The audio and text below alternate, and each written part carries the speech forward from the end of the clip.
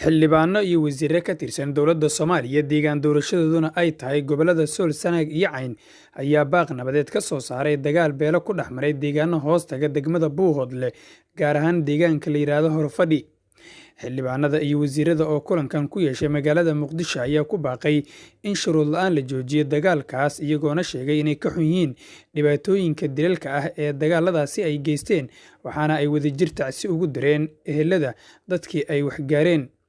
xildhibaan Daawud Maxamed Cumar Bisinle iyo sidoo kale xildhibaan Cali Axmed Jaamac Jingili oo ka mid ah xildhibaanada kulanka yeeshay ayaa baaqan u diray dhinacyada dagaalamaya. haddaanu nahay xildhibaanada federaalka Sool iyo Sanaag iyo Cayn aanu isugu nimi inaanu kow dirno baaq nabadeed iyo inaanu tacsi u dirno shaqaaqadii ka dhacday aagga Horfadhi. baaqa nabadeed waxaanu leenahay waxaa muhiim ah dadku inay ku wada noolaadaan nabad, waxaa ku jira horumarka. waxaan rabnaa oo aanu baaqa nabadeed mar kale ku celinaynaa dadka ehelka ah ee wada nool ee wax ay kala riixanayaan aanu jirin inay ku wada noolaadaan nabad. waxaan odayaasha iyo isimada iyo samadoonnada meesha tegey bogaadin ugu diraynaa sida ay uga qayb qaateen ama markiiba meesha ay u tageen. waxaan tacsi u diraynaa eheladii iyo qaraabadii iyo Soomaali oo dhan ay ka geeriyoodeen dadkii shaqaaqada ku dhintay, kuwii ku dhaawacmayna Ilaahay ha u boogadhayo. aad iyo aad iyadoo dadaal badan jiro, iyadoo isimadii joogaan, iyagoo ay joogaan waxgaradkii, iyadoo dadaal badan oo nabadeed la wado in colaad haddana la horiyo aad iyo aad baan uga xunnahay. waxaa ku soo biiray hadda garaadkii guud garaad jaamac garaad cali iyo erge uu wato. waxaanu aad iyo aad u codsanaynaa in loo dhega nuglaado baaqaqaa nabadeed iyo ergadaas oo wanaagga wada. wanaag bay wadaan, wanaagga labada beeloodba way wadaan, wanaagga deegaankay wadaan.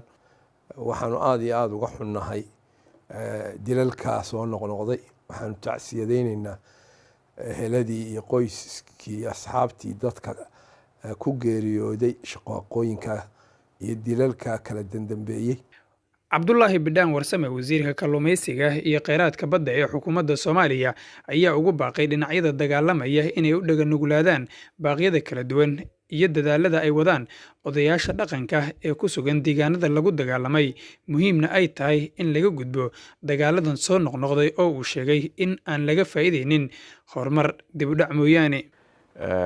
nasiib daraa ka dhacday meeshaas, dad ehel ah oo walaalo ah oo runtii la odhan karo weliba dadka deegaanka deganaa reerihii isugu dhowaa bay ahaayeen baa dhibaatadaas ka dhex dhacday in muddo awaa socotay. waxaanu diraynaa odayaasha labada beelood iyo dadka deegaanka jooga intaba aanu ku leenahay wixii hore waa dhaceen, hadda beej cusub hala bilaabo, nabadda hala qaato. odayaasha dhaqanka iyo nabadoonnada iyo dadka meesha yimidna waa dad ehela oo usoo gurmaday inaan wax damba dhicin. marka sidii odayaashii hore sheegeen in loo dhega nuglaado, la dhegaysto. odayaasha laftooda meesha tegay ee isimada iyo nimanka nabadoonnada iyo dhaqanka intaba iyagana waxaan ku boorinaynaa inay arrintan si dhaba u galaan oo si aan wax u soo noqon ay dadkan heshiis dhex dhigaan.